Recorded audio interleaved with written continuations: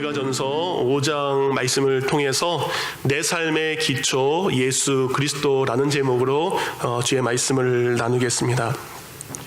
5명의 자녀를 둔 아버지가 한 분이 계셨습니다. 5명의 자녀가 다 건강했는데 그 중에 한 명이 유독 좀 병약했습니다. 총명하지도 않았습니다. 그래서 그 아이는 늘 형제들 사이에서 주눅이 들었어요. 난 아무것도 못해, 이런 아이였던 것 같아요. 그래서 주눅 들어있는 그 아이를 바라보는 아버지는 늘 마음이 굉장히 아팠습니다. 그러던 어느 날 아버지가 시장에 나가서 나무 5그루를 사와서 5명의 아이들에게 한 그루씩 주었습니다. 그러면서 이런 이야기를 했어요. 1년 동안 이 나무를 잘 키운 우리 아이에게는 아빠가 소원을 들어줄게. 1년 동안 이 나무를 너희가 잘 키웠으면 좋겠다라고 약속을 했습니다. 5명의 아이는 각각 나무를 심었고요. 1년 동안 나무를 가꾸었습니다. 그리고 1년이란 시간이 지났습니다. 그리고 이제 아버지와 그리고 아이들은 그 나무가 심겨진 숲으로 향했습니다. 근데 가서 보니까 유독 나무 한 그루가 더 울창하고 더 많이 자라 있는 거예요. 잎도 무성하고 키도 아주 크게 잘 자랐습니다. 근데 그 나무는 그 아버지에게 늘 아픔이었던 그 아이였어요. 그 아이는요, 여러분은 잘 걷지도 못하는 소아마비를 가지고 있었습니다. 잘 볼 수 없는 시력을 가지고 있었고요. 그리고요, 천식이 얼마나 심했는지 촛불 하나도 제대로 끌 수 없는 아이. 그 아이가 물을 주고 1년 동안 키운 그 나무가 다른 4명의 아이들보다 많이 자라 있었던 것입니다.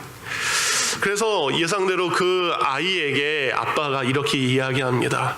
아들아, 너무너무 잘했다. 내가 너에게 약속대로 소원을 들어줄게. 너의 소원이 뭐야? 라고 물었어요. 근데 평소에 항상 의기소침해 있고 주눅 들어있는 이 아이는 아버지에게 소원조차 얘기할 수 없었어요.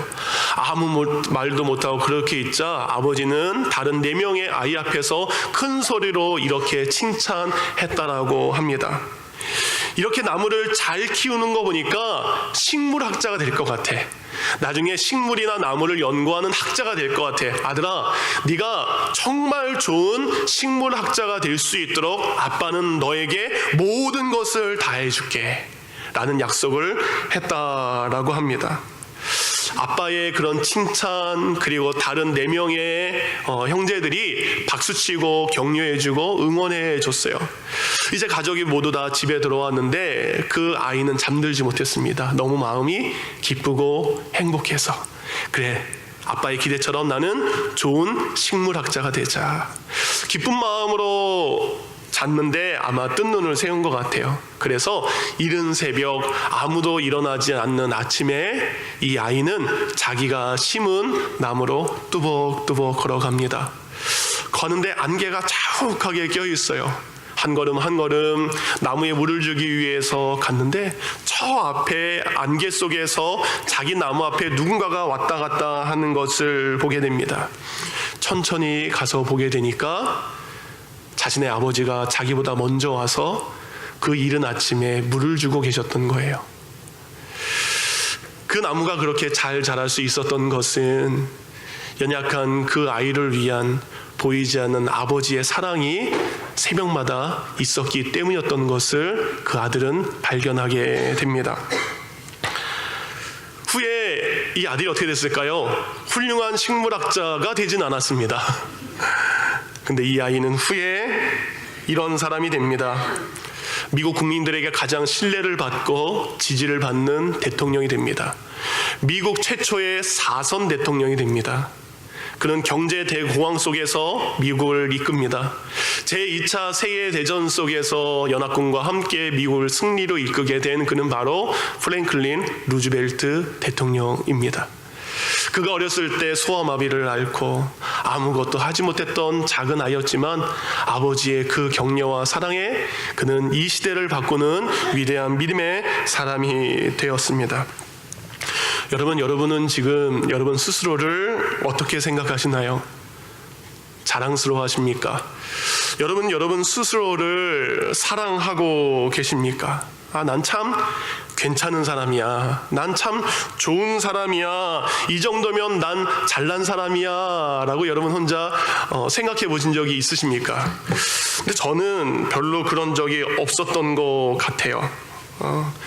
설교를 준비하면서 지난 시간을 돌아보며 어떻게 살았나 쫙 보니까 내 인생은 인류 인생이 아니었다. 저 인생은 이류 인생이었다라는 것을 보게 됩니다. 좋은 집안에서 좋은 학교를 다니면서 그리고 좋은 것을 누리며 산 인생이 아니라 가난한 집에서 태어나서 그리고 똑똑하지도 않습니다. 여러분에게 고백합니다. 저는 IQ가 2자리입니다. 저희 아버님께서는 그렇게 똑똑하셔서 이렇게 수석으로 쭉 대학교까지 가셨다는데 아마 그 유전자는 저에게 안 온 것 같습니다. 저는 IQ가 2자리밖에 되지 않습니다. 생긴 것도 잘생기지 않았어요. 그냥 남자답게만 생겼습니다. 그래서 저희 인생을 볼 때 하나님, 저는 인류 인생보다 이류 인생을 사는 것 같습니다. 그래서 제 인생을 볼 때 항상 저에게는 자존감이, 제가 제 자신을 사랑하는 자존감이 굉장히 좀 낮았습니다. 예수님을 믿고 난 후에도요, 저에게 그런 마음이 좀 있었어요. 여러분, 제 인생 가운데 저희 지금 샬롯 열린교회가 제일 큰 교회입니다. 여러분, 저는 계속 작은 교회, 주로 이제 개척교회를 주로 많이 다녔습니다. 그러니까 교회 행정이 뭔지, 성도들이 많았을 때 어떻게 체계적으로 해야 되는지 저는 그런 거 잘 모릅니다. 개척교회를 다니다 보니까요, 여러분, 저는 체계적으로 성경 공부를 받아본 적이 별로 없습니다. 한국에 있을 때 일을 하느라고 목회자 세미나 한 번도 가본 적도 없어요. 지금 저희 교회는 이제 저희 교육자들이 좀 많잖아요. 전도사님, 목사님들이 많죠. 제가 다녔던 교회는 담임 목사님과 저밖에 없었어요. 그러니까 다른 교육자들과 이런 관계를 경험해 본 적도 없습니다. 그러니까 제가 저희 교육자들에게 어떻게 해야 되는지가 늘 제 마음속에 숙제이기도 합니다.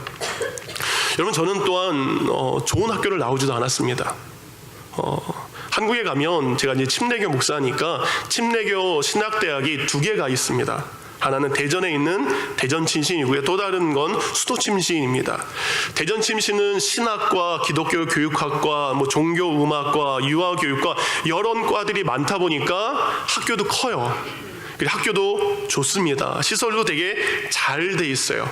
근데 제가 다녔던 학교는 그 학교가 아니에요. 제가 다녔던 학교는 수도침신이라는 학교입니다. 지금 물론 통합이 되었지만 제가 다녔던 학교는 신학과 하나밖에 없었어요. 그러니까 전교생이 1학년부터 4학년까지 다 합쳐도 200명이 넘지 않는 학교였어요.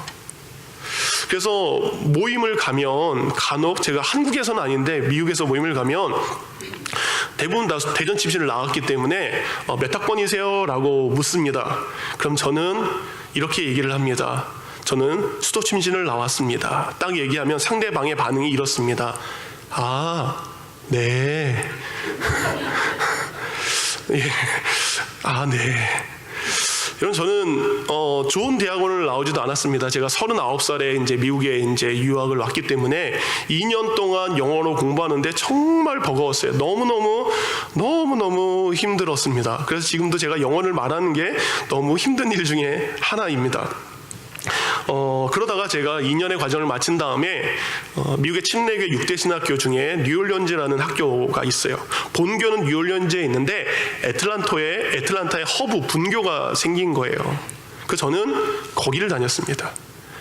저는 영어가 안 되기 때문에 뉴올리언즈 애틀란타 허브에 있는 한국어 과정으로 대학원을 나왔어요.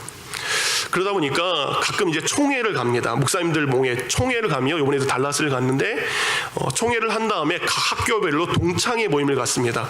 우리 전도사님들 다니는 사우스 이스턴, 골든게이트, 그리고 뉴올리언즈 다 이렇게 모여요. 그럼 제가 다녔던 뉴올리언즈도 동창 모임을 합니다. 제가 갈까요, 안 갈까요? 저는 메인 캠퍼스에서 공부하지도 않았습니다. 메인 캠퍼스에서 영어로 하지도 않았어요. 그러니까 거기 가기가 쭈삣쭈삣합니다, 솔직히. 전 그렇게 좋은 학교를 나오지도 않았고 머리가 똑똑하지도 않고 여러 가지로 부족한 사람이 참 많습니다. 그때 하나님께서 저로 하여금 이런 질문을 하게 합니다. 하나님, 왜 저에게 샬롯 열린 교회를 보내셨습니까? 이런 사람이 전데 왜 하나님 샬롯 열린 교회 담임 목사로 저를 부르셨습니까? 그 처음에 와서 이런 기도를 참 많이 했어요. 하나님, 제가 여기서 무엇 해야 됩니까? 제가 여기에 뭐 하라고 이곳으로 보내주셨습니까? 담임 목회를 한 번도 경험해보지 않았기 때문에, 어른 목회를 한 번도 해보지 않았기 때문에 하나하나가 다 뭐예요? 도전입니다. 그래서 그 일들을 감당하면서 왔지만 지난 시간을 돌아오면 은혜였던 것을 고백합니다. 하나님, 이렇게 부족한 사람이고 연약한 사람이고 정말 세상에 보잘것없는 일이 인생을 산 사람이지만 지난 6년의 시간 동안 이 목회 일을 할 수 있었던 것 전적으로 하나님이 도우셨군요. 하나님이 도와주고 계시군요. 그 고백할 수밖에 없어요. 하나님, 제가 한 것이 아니라 하나님이 하셨습니다. 마치 루즈벨트 대통령의 아버지가 매일 새벽마다 아들 모르게 나가서 그 나무에게 사랑과 정성으로 키운 것처럼 우리 여러분 성도님들을 하나님께서 친히 키우시고 은혜로 사랑으로 베푸신 줄 믿습니다. 그래서 지난 시간 돌아보면요, 저의 연약함과 부족함이 감사로 바뀌게 됩니다. 수도침신이라는 작은 학교를 다녔지만 저는 거기서 저의 목숨을 바꿀 수 있는 소중한 믿음의 친구들을 만났어요. 정말로 귀한 믿음의 동역자들을 만났습니다. 지금도 자주 연락하면서 서로의 기도 제목을 나누면서 누구는 선교사로, 누구는 시골교회 목사로, 누구는 여러 가지의 모습으로 사역하는 아름다운 믿음의 친구들을 하나님은 만나게 하셨습니다. 제가 애틀란타, 뉴올리언즈, 허브를 다녔기 때문에 제가 그곳에 공부하면서 우리 샬롯 열린 교회 담임 목사로 올 수 있는 기회를 하나님께서 만들어 주셨어요. 여러분 지금 어떠십니까? 여러분 지금 부족하시죠? 스스로를 볼 때 여러분 스스로 아프기도 하십니다. 연약하기도 하십니다. 우리 스스로에 참 우리는 작은 자들입니다. 근데 하나님 뭐라고 하세요? 그래도 괜찮다. 작은 자여도 괜찮다. 보잘것없는 자여도 괜찮다. 아픈 자여도 하나님은 괜찮다. 왜냐하면 하나님이 그런 우리를 귀히 여기고 사용하실 것이기 때문에. 그래서 오히려 하나님은 작은 자들을 사용하십니다. 고린도전서 1장 27절부터 30절은 이렇게 말씀하세요. 하나님께서 세상에 미련한 것을 택하사 지혜 있는 자들을 부끄럽게 하시고. 여러분 스스로 미련하십니까? 하나님이 택하셨습니다. 세상에 약한 것들을 택하사 강한 것들을 부끄럽게 하시려고. 여러분 약하셨습니까? 약한 자를 하나님께서 택하셨습니다. 세상에 약한 자들을 택하사 세상에서 천한 것들과 멸시받는 것들과 없는 것들을 택하사 있는 것들을 폐하려 하시나니. 우린 천한 사람이요 멸시받는 사람이요 우리는 가진 것이 없는 사람입니다. 네, 하나님은 그들을 택하사 있는 것들을 폐하려고. 이는 아무 육체도 하나님 앞에서 자랑하지 못하게 하려 하십니다. 너희는 하나님으로부터 나서 그리스도 예수 안에 있고 예수는 하나님으로부터 나와서 우리에게 지혜와 의로움과 거룩함과 구원함이 되셨으니. 하나님께서는 주목하십니다. 세상에서 지혜가 없다라고 하는 미련한 자, 스스로가 부족하다라고 생각하는 사람, 멸시받는 사람들을 택하셨습니다. 그리고 세상에서 나 잘났어, 지혜 있어, 난 괜찮아, 능력 있어 라고 하는 사람들 부끄럽게 하신다라고 약속하셨습니다. 그럼 우리가 뭐 해야 될까요? 이 모습 그대로 하나님이 받으신다라고 하니까 이 모습 그대로 드리는 거예요. 우리를 포장하지 않는 거예요. 있는 모습 그대로 우리는 하나님께 드리기만 하면 됩니다. 드리면 하나님께서 우리 안에 예수 그리스도를 보내주시고 그 예수님으로 말미암아 예수님이 우리의 지혜 되십니다. 예수님이 우리의 능력이 되십니다. 예수님이 우리의 힘이 되셔서 살아갈 수 있게 해주신대요. 여러분, 우리가 예수님을 믿는다는 것은 우리의 전인격으로 예수님을 믿는 거예요. 전인격으로 예수님을 믿는다는 것은 우리에게 주신 몸으로 예수님을 믿는 거죠. 우리에게 주신 마음, 혼으로 예수님을 믿는 것입니다. 우리에게 주신 이 영으로 예수님을 믿는 것을 의미합니다. 그러니까 몸 따로 믿고 영 따로 믿고 혼 따로 믿는 것이 아닙니다.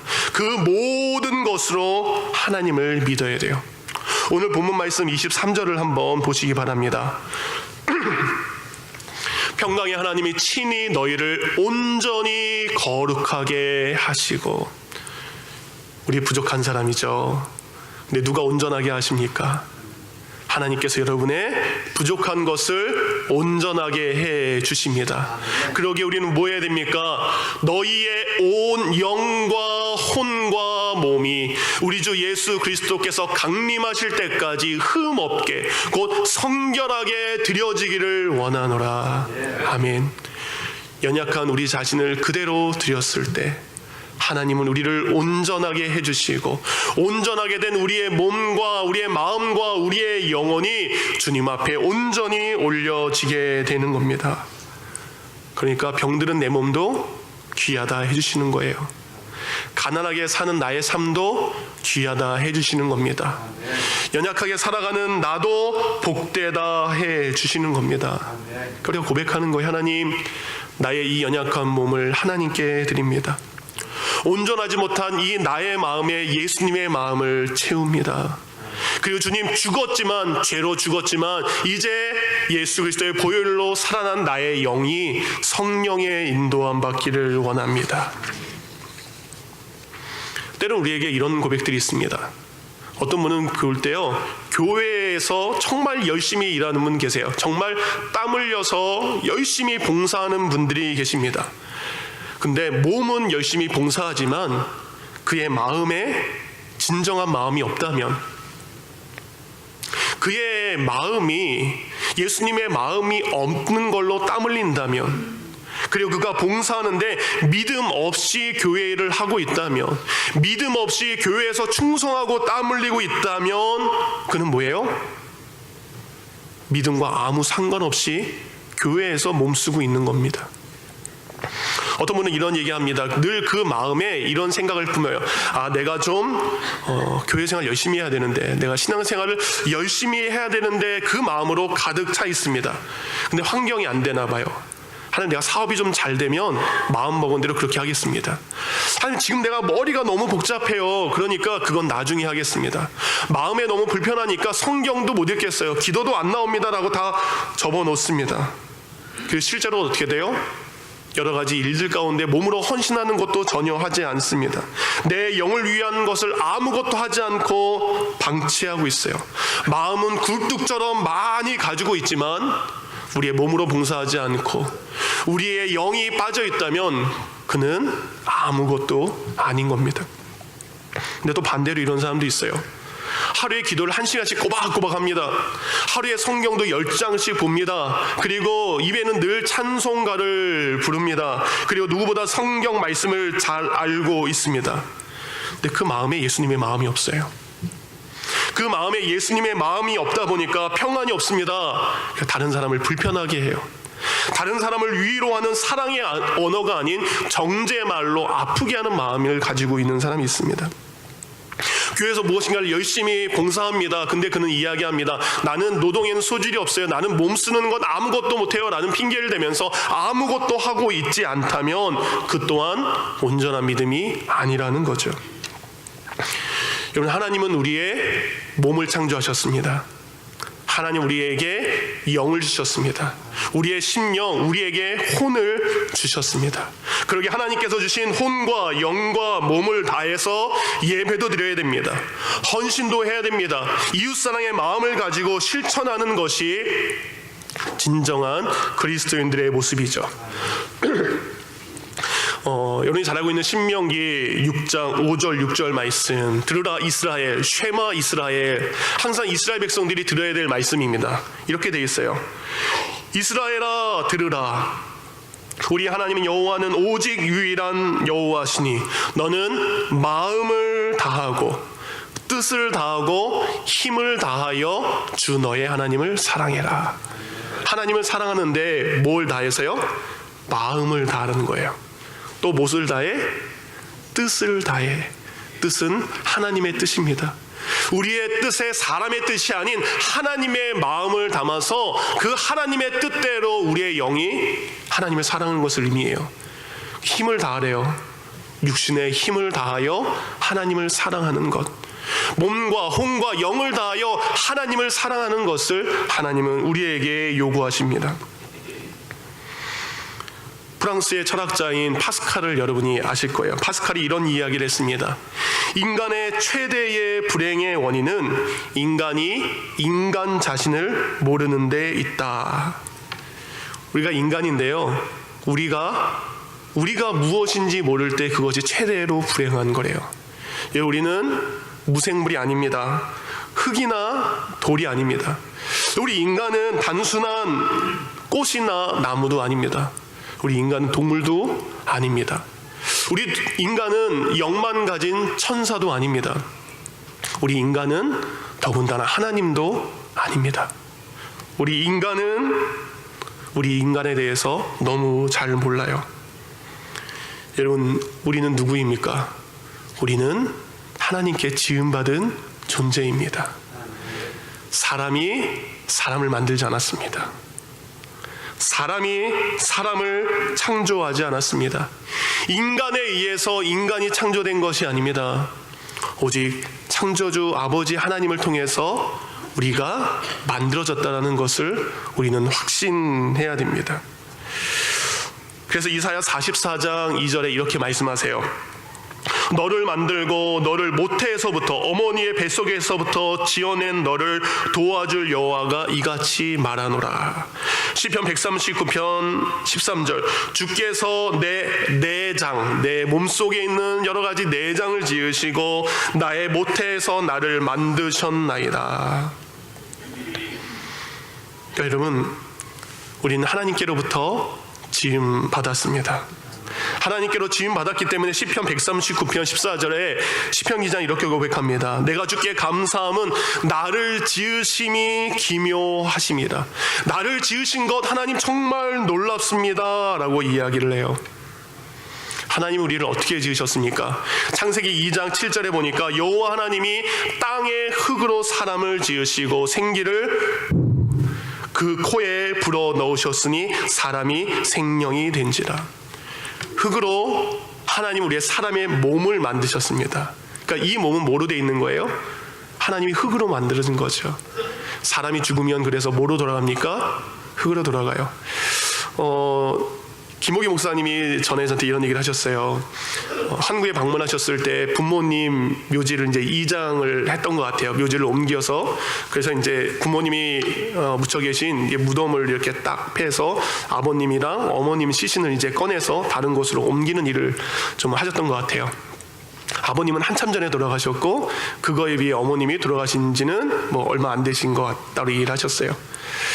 관뚜껑을 딱 열으니까 예전에 돌아가신 아버님은 아무것도 남아있는 게 별로 없대요.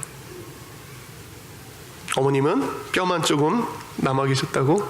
어머님이 아무것도 많고 반대로 이렇게 남으셨대요.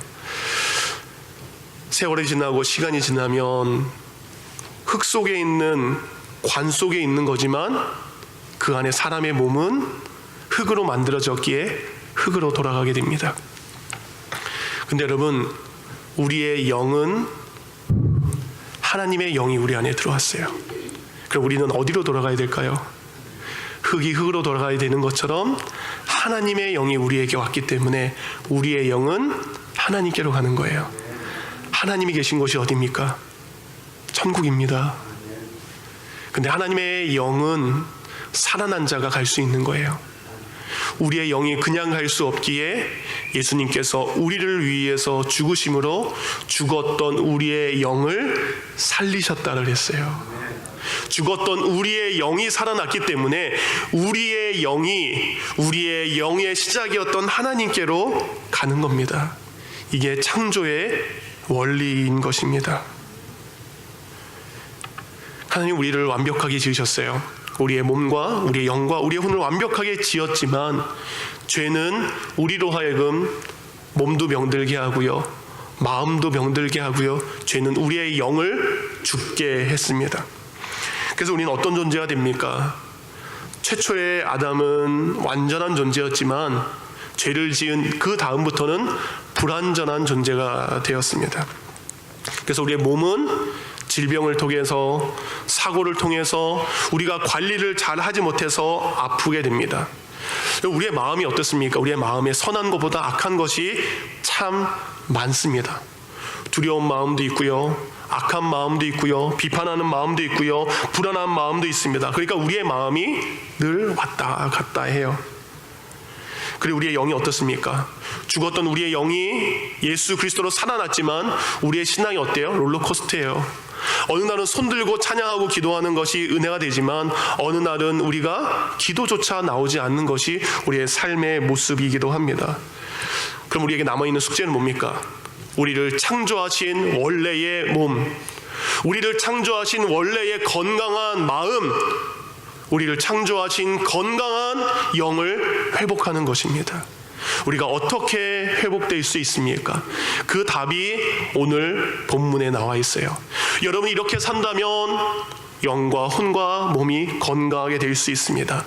데살로니가전서 5장 몇 절이요? 16절, 17절, 18절 다 암송하시죠? 항상 뭐하라? 항상 뭐하라? 쉬지 말고 기도. 범사에 그러면 됩니다. 여러분 기쁘게 사시면, 감사하게 사시면, 그리고 영혼을 위해 기도하게 사시면 여러분의 몸과 여러분의 마음과 여러분의 영이 풍성해지고 건강해집니다. 그 방법을 우리에게 알려주셨어요. 그러면서 우리에게 또 다른 힌트를 이렇게 주셨습니다. 21절과 22절. 범사에 헤아려 좋은 것을 취하고 악은 어떤 모양이라도 어떻게 해라? 버려라 라고 되어 있습니다.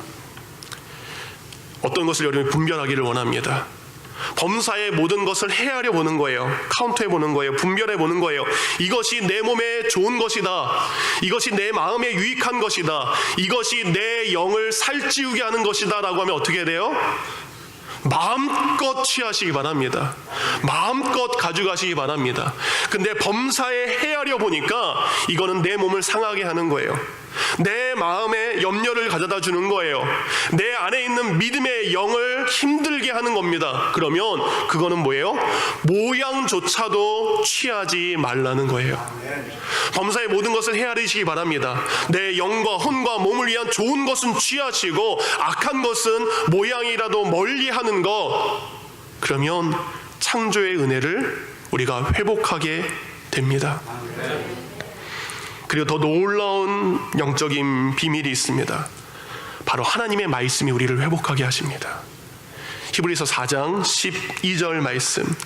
하나님의 말씀은 살아있고 권능이 있으며 양날 가진 어떤 검보다 예리하여 혼과 영과 및 관절과 골수 뭐예요? 몸입니다. 찔러 둘러 나누기까지 하며 또 마음의 생각과 의도를 분별하시나니. 하나님의 말씀은 우리의 마음을 찌릅니다. 우리의 영 속으로 들어옵니다. 우리의 관절과 골수, 우리의 몸 속으로 들어오게 됩니다. 하나님의 말씀이 살아있기 때문에. 근데 하나님의 말씀은 살아있고 뭐예요? 권능이 있어, 능력이 있어. 우리의 영을, 우리의 몸을, 우리의 마음을 온전한 것으로 회복하게 하십니다. 여러분 예수님께서 하신 것을 보시기 바랍니다. 예수님께서 자신에게 나온, 그리고 예수님 만난 이들을 말씀으로 그들의 육신의 질병을 먼저 치유하셨습니다. 예수님이 말씀하셨어요. 나사로야 나와라. 나인성 과부의 아들에게 명령하셨습니다. 청년아 일어나라. 예수님의 말씀이 있을 때에 살아나는 역사가 있었습니다. 여러분, 성경은 우리에게 병든 자들을 위해서 기도하라고 이야기합니다. 야고보서 5장 14절부터 16절입니다. 너희 중에 병든 자가 있느냐? 그는 교회 장로들을 청할 것이요 그들은 주의 이름으로 기름을 바르며 그를 위하여 기도할지니라. 믿음의 기도는 병든 자들을 구원하리니 주께서 그를 일으키시리라. 그러므로 너희가 죄를 서로 고백하며 병 낫기를 위하여 서로 기도하라. 의인의 간구는 역사하는 힘이 큼이라. 아멘. 의인의 간구하는 힘, 곧 말씀을 의지하여 기도할 때에 거기에 놀라운 역사가 일어난다고 제가 말하는 것이 아니라 성경이 말하고 있습니다. 지금 이달재 지사님께서 병원에 계시죠. 매일 가서 뵈면 이충렬 집사님이, 아내 되신 이충렬 집사님이 저한테 이런 얘기를 해요. 목사님, 참 신기한 걸 경험합니다. 지금 이 시간 성도들이 기도하고 있다는 것을 저희 남편, 그리고 제가 그것을 보게 됩니다. 이 시간은 금요기도의 시간이에요. 밤이 되면 환자들의 상태가 안 좋아집니다. 그런데 금요기도의 시간, 성도들이 기도하는 그 시간, 목사님, 우리 남편의 수치가 너무너무 좋아요. 정상적으로 많이 회복되는 수치들이 보여요. 지금은 새벽 예배 시간인데, 더 힘들 시간인데 그 시간 남편의 마음이 편한 것을 봅니다. 여러분, 집사님이 여기를 이만큼을 찢은 상태예요. 아직 다 꼬매지 않은 상태예요. 기침할 때마다 아플 수밖에 없습니다. 정말 그 수술한 부위를 보니까 너무 거기에 장기들이 그냥 다 보여요. 기침을 할 때마다, 움직일 때마다 통증이 심합니다. 3시간마다 4시간마다 몰핀을 맞으셔야만 그 통증을 이겨낼 수 있어요. 그런 시간을 10며칠 보내셨어요. 근데 계속 상태가 호전되고 계세요. 여러분에게 제가 주중에 그 카톡으로 영상을 하나 보내드렸죠.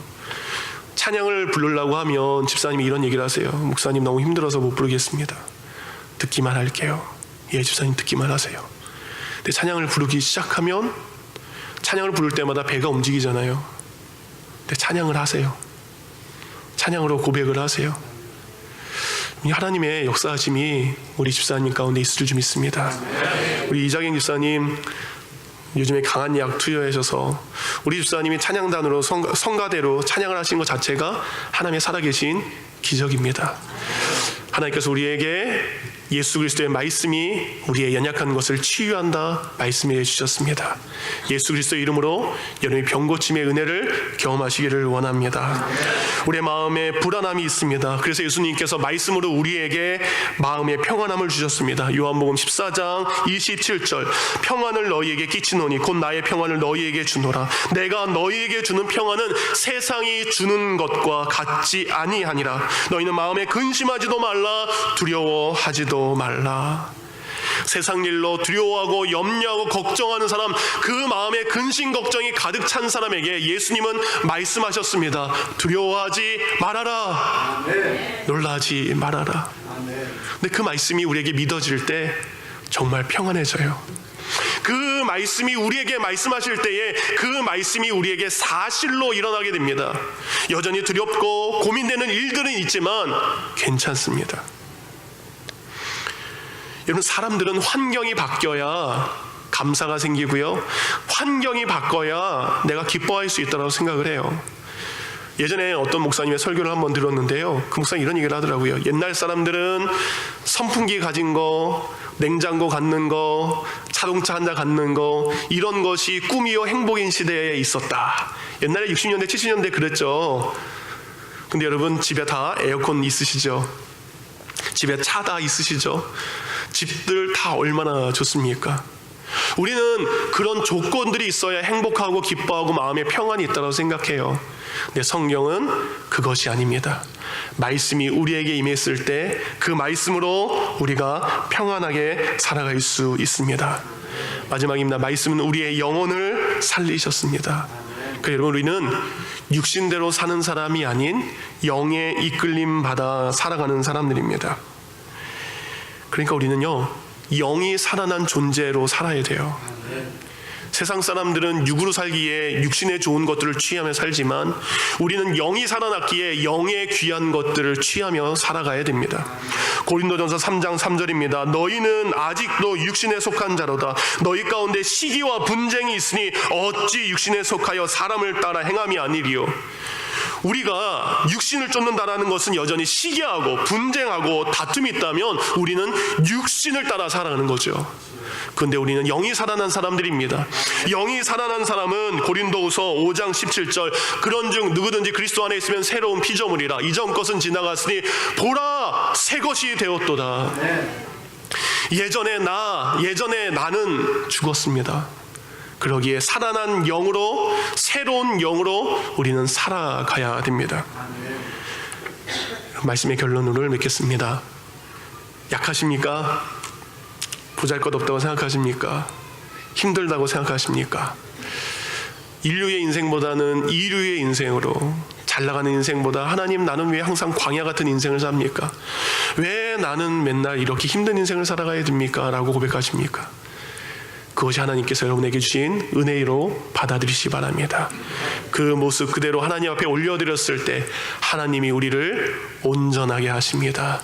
우리가 온전하게 되어서 건강해진 몸으로 건강해진 마음으로 살아난 영으로 우리가 살아가게 될 줄 믿습니다. 그랬을 때 예수님의 모습이 우리에게 드러나게 됩니다. 예수님의 몸 어떠셨습니까? 그의 손은 아픈 자들에게 향했습니다. 그의 발은 가난한 자들에게 향했습니다. 예수님의 마음은 그에게 오는 모든 이들을 향한 긍휼의 마음으로 가득 찼습니다. 예수님의 영은 죽은 우리를 살리기 위해서 십자가까지 달리신 거룩한 복된 마음을 예수님은 가지고 계셨습니다. 그 예수님의 몸, 그 예수님의 마음, 그 예수 그리스도의 영을 우리가 닮아가기를 원합니다. 그럴 때 우리도 예수님처럼 하나님의 나라에서 가장 귀한 자로 가장 긍휼함을 입은 자로 살아가게 될 줄 믿습니다. 그런 인생 사는 저와 여러분이 되기를 주님의 이름으로 축원합니다. 들은 말씀을 생각하며 기도하도록 하겠습니다. 기도할 때 하나님 제게 주신 이 몸을 그리고 영혼을 마음을 온전하게 주님 앞에 올려드리기를 원합니다. 하나님 참 약합니다. 제 몸이 하나님 제 마음이 참 걱정으로 쉽게 흔들리기도 합니다. 이 연약함을 주님 앞에 그대로 올려드립니다. 그대로 내어드립니다. 그랬을 때 나를 온전하게 하시는 주님 앞에 나를 맡겼사오니 주님 내 몸을 온전하게 하옵소서. 내 마음과 내 영을 온전하게 하옵소서. 그리고 기뻐하며 감사하며 기도하며 살아갈 수 있도록 말씀에 이끌림 받는 성도가 될 수 있도록 합심하여 기도합니다. 기도하겠습니다. 자비로우신 우리 주 아버지